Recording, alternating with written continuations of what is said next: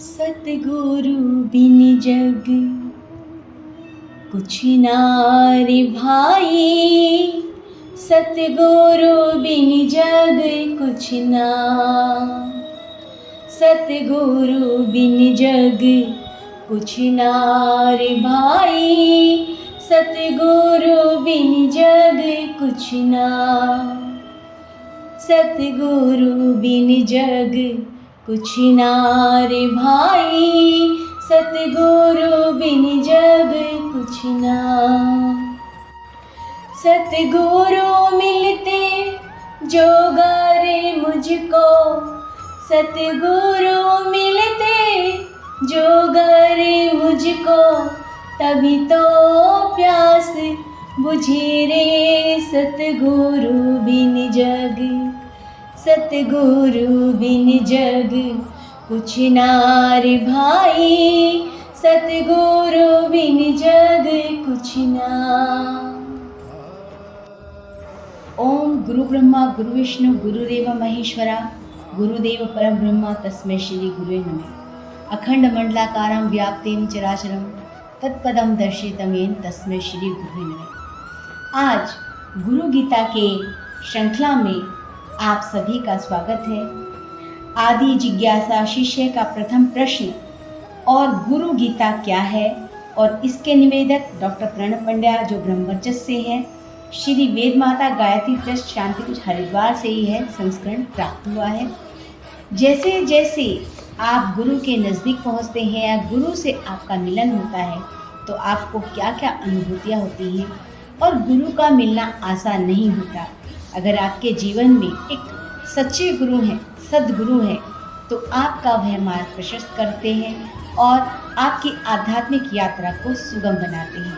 तो आइए सर्वप्रथम इसके बारे में आपसे हम यहाँ पर व्याख्या करते हैं। गुरु गीता साधक संजीवनी है। आदि माता पार्वती की जिज्ञासा सुनने पर भगवान शिव प्रसन्न होकर उन्हें उपदेश देते हैं। इस पूरे वार्तालाप में जो स्कंद पुराण के उत्तरखंड में लगभग पौने 200 श्लोकों में आया है, सद्गुरु की महिमा का वर्णन है। गुरु शिष्य संबंध इस धरती का सर्वाधिक पावन निकटतम संबंध है। यदि गुरु परमात्मा की सीधी नियुक्ति के रूप में अवतरित होते हैं तो शिष्य गुरु के समर्पण भाव के बदले आध्यात्मिक अनुदान उदारता पूर्वक देते हैं। गुरु गीता एक प्रकार से हर शिष्य के लिए साधना का एक श्रेष्ठ माध्यम है। इससे गुरु कृपा सतत अनवरत पाई जा सकती है। इस गुरु गीता में विभिन्न श्लोकों की देवादेव देव की महादेव की जगज्जननी माँ पार्वती के समक्ष प्रस्तुत की गई व्याख्या के साथ गुरु शिष्य परंपरा के अनेकानेक उदाहरण परम पूज्य गुरुदेव के जीवन के प्रसंगों व चिंतन के साथ प्रस्तुत हैं। इसमें सभी कुछ वह है जो पुराण में श्री वेदव्यास जी ने लिखा है या बाद में जिसे सूत जी द्वारा ऋषिगणों के समक्ष नैमिष तीर्थ में प्रस्तुत किया गया है। गुरु गीता का यह पूरा प्रसंग सदाशिव महामहादेव, भगवान महादेव, आदिशक्ति पार्वती, परम पूज्य गुरुदेव एवं स्नेह सलीला माता जी को त्वदीजवंतु गोविंद तुभ्य में समर्पित के भाव से अर्पित किया जा रहा है, और इसका स्वाध्याय निश्चय ही जन जन का कल्याण करेगा, श्रद्धा संवर्धन करेगा, उनकी नवयुग के अवतरण में भागीदारी सुनिश्चित करेगा। आइए सबसे पहले आदि जिज्ञासा और शिष्य का प्रथम प्रश्न क्या था। देवी ने महादेव से एक प्रश्न किया था, हे देवादिदेव, हे परात्पर जगत गुरु, हे सदाशिव, हे महादेव, आप मुझे गुरु दीक्षा दें। हे स्वामी, आप मुझे बताएं कि किस मार्ग से जीव ब्रह्म स्वरूप को प्राप्त करता है। हे स्वामी, आप मुझ पर कृपा करें, मैं आपके चरणों में प्रणाम करती हूँ। यही है आदि जिज्ञासा, यही है प्रथम प्रश्न, यही वह बीज है जिससे गुरु तत्व के बोध का बोधि तरु अंकुरित हुआ।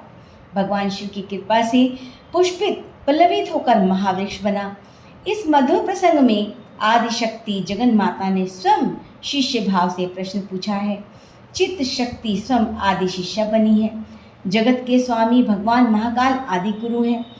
इस प्रसंग का सुगत साम्य परम वंदनीय माता जी एवं परम पूज्य गुरुदेव की कथा गाथा से भी है। उस परम विशाल महाव्यापक गायत्री परिवार की जननी वंदनीय माता जी आदि शिष्य में भी थी। उन्होंने हम सबके समक्ष शिष्यत्व का अनुकरणीय उदाहरण प्रस्तुत किया।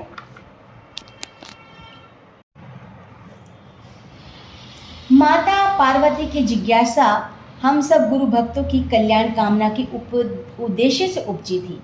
सर्वज्ञान में माँ ने अपनी संतानों की आध्यात्मिक उन्नति के लिए देवेश्वर शिव से प्रश्न किया था। उत्तर में भगवान शिव बोले, हे देवी, आप तो मेरा स्वरूप हैं। आपका यह प्रश्न बड़ा ही लोकहितकारी है। ऐसा प्रश्न पहले किसी ने नहीं पूछा। आपकी प्रीति के अनुसार इसके उत्तर को मैं अवश्य कहूँगा। हे महादेवी, आप सुने, सद्गुरु के सिवाय कोई ब्रह्मा नहीं है। हे सुमुखी, यह सत्य है, यह सत्य है। भगवान शिव के इस कथन के प्रथम चरण में गुरु और शिष्य की अन्यता, एकात्मता और तद्यात्मता है। गुरु और शिष्य अलग अलग नहीं होते, बस उनके शरीर अलग अलग दिखते भर हैं। उनकी अंतर चेतना आपस में घुली मिली होती है। सच्चा शिष्य गुरु का अपना स्वरूप होता है। उसमें सद्गुरु की चेतना प्रकाशित होती है। शिष्य के प्राणों में गुरु का तप प्रवाहित होता है। शिष्य के हृदय में गुरु की भावना का उद्रेक होता है। शिष्य के विचारों में गुरु का ज्ञान प्रफुल्लित होता है। ऐसे गुरुगत प्राण शिष्य के कुछ भी अधेय नहीं होते। सद्गुरु उसे दुर्लभतम तत्व एवं सत्य बनाने के लिए सदा सर्वदा तैयार रहते हैं। शिष्य के भी समस्त क्रियाकलाप अपने सद्गुरु की अंतर चेतना की अभिव्यक्ति के लिए होते हैं। विद्या कोई हो, लौकिक या आध्यात्मिक, उसके सार तत्व को समझने के लिए गुरु की आवश्यकता होती है। विद्या के विशेषज्ञ गुरु ही उसका बोध कराने में सक्षम और समर्थ होते हैं। गुरु के अभाव में अर्थवान विद्याएं भी अर्थहीन हो जाती हैं। इन विद्याओं के सार और सत्य को न समझ के कारण भटकन ही पल्ले पड़ती है। चीन में एक संत हुए हैं, शीन हुआ। इन्होंने काफ़ी दिनों तक साधना की, देश विदेश के अनेक स्थानों का भ्रमण किया, विभिन्न शास्त्र विद्याएं पढ़ी, परंतु चित्त को शांति न मिली। सालों साल के विद्याभ्यास के बावजूद अविद्या की भटकन एवं भ्रांति यथावत बनी रही। उन दिनों शीन सुहा को भारी बेचैनी थी। अपनी बेचैनी के दिनों उनकी मुलाकात बोधिधर्म से हुई। बोधिधर्म उन दिनों भारत से चीन गए हुए थे। बोधिधर्म के सानिध्य में उनके संपर्क के एक एक पल में शीन हुआ की सारी भ्रांतियां, समूची भटकन समाप्त हो गई। उनके मुख पर एक ज्ञान की अलौकिक दीप्ति छा गई। बात अनोखी थी। जो सालों साल अनेकानेक शास्त्रों एवं विद्याओं को पढ़कर न हुआ, वह एक पल में हो गया। अपने जीवन की इस अनूठी घटना का उल्लेख शीन हुआ ने अपने संस्मरणों में किया। उन्होंने अपने गुरु बोधिधर्म के वचनों का उल्लेख करते हुए लिखा है, विद्याएं और शास्त्र दिए के चित्र भर हैं। इसमें केवल दिए बनाने की विधि भर लिखी है। इन चित्रों को, विधियों को कितना ही पढ़ा जाए, रटा जाए, इन्हें अपनी छाती से लगाया जाए तो भी फायदा नहीं होता। दिए के चित्र से भला रोशनी होती है क्या? अंधेरा जब गहराता है तो शास्त्र और विद्याओं में उल्लेखित दिए के चित्र थोड़ा भी काम नहीं आते। मन वैसा ही तड़पता रहता है। लेकिन सतगुरु से मिलना जैसे जलते हुए रोशनी को चारों ओर फैलाते हुए दिए से मिलना है। शीन हुआ ने लिखा कि उनका अपने गुरु बोधिधर्म से मिलना बिल्कुल ऐसे ही हुआ। वह कहते हैं कि प्रकाश स्रोत के सम्मुख तो भला भ्रांतियों एवं भटकनों का अंधेरा कितनी देर तक टिका रह सकेगा? यह कोई गणित का प्रश्न है? इसका जवाब जोड़, घटाव, गुणा, भाग में नहीं, सद्गुरु कृपा की अनुभूति में है। जीवन में यह अनुभूति आए तो सभी विद्याएं, सारे शास्त्र अपने आप ही अपना रहस्य खोलने लगते हैं। शास्त्र पुस्तकें न भी हो तो भी गुरु कृपा से तत्वबोध होने लग जाता है। गुरु कृपा की महिमा ही ऐसी है। इस महिमा में आपको आगे बहुत सारी ऐसी कहानियाँ मिलेंगी, बहुत सारे एक ऐसे सच्ची कहानियाँ होंगी जो आपके विश्वास को दिन प्रतिदिन खूब ही आनंदित करती जाएंगी। ऐसी ही एक कथा है जिसका उल्लेख मैं यहाँ करना चाहूँगी। मीरा का सभी को ज्ञात है कि मीरा बचपन से ही अपने श्री कृष्ण को मन ही मन चाहती थी। छोटी सी मूर्ति उन्हें मिली। उस समय कहीं रास्ते से बारात निकल रही थी, तभी उनके गुरु ने उनको वह मूर्ति दी। उन्होंने कहा कि ये मूर्ति तो बहुत सुंदर है। तभी उनकी माता ने कहा, हाँ, जब तुम्हारा विवाह होगा तो हम इतना ही सुंदर दूल्हा ढूंढ देंगे। तब मीरा बोली कि मेरा विवाह इसी से करा दो ना। और यही सोचकर लोगों ने सोचा बचपना है, उन्होंने कहा हाँ हाँ इसी से करा देंगे। और वह अपना पति श्री कृष्ण को मान बैठी। शनै शनै जैसे जैसे वह बड़ी हुई वैसे वैसे उसकी भक्ति प्रगाढ़ होती गई। वह अपने से उस मूर्ति को अलग न करती और श्री कृष्ण में ही डूबी रहती। उनका विवाह हो गया राणा जी से और वह अपने ससुराल चली गई। वहाँ भी उन्होंने कह दिया कि मेरे पति तो ये हैं। सभी ने उनका यह बचपना सोचा, लेकिन जब देखा कि वह तो सिर्फ उन्हीं को अपना पति मानती है, तो राणा जी ने उनके लिए एक छोटा सा मंदिर अपनी ही राज्य की चार दीवारी में यानी महल में खड़ा कर दिया और कहा कि आप आनंदित होकर अपने पति परमेश्वर से बातें कीजिए या पूजा पाठ कीजिए। वह दिन रात अपनी पूजा पाठ में लगी रहती। इधर वह अपनी सुध-बुध खोने लगी थी और उन्हें अपने वस्त्रों का भान नहीं रहता था। वह कभी भी किसी भी समय आनंदित होकर नृत्य करने लग जाती थी। तब उनकी नंदे और जो और लोग हैं उन्होंने राजा के कान भरे कि ऐसे तो आपकी बदनामी हो जाएगी। आपके घर की वधू खुलेआम ऐसे सामने बिना पर्दे के। तब एक विष का प्याला उनके लिए भिजवाया गया।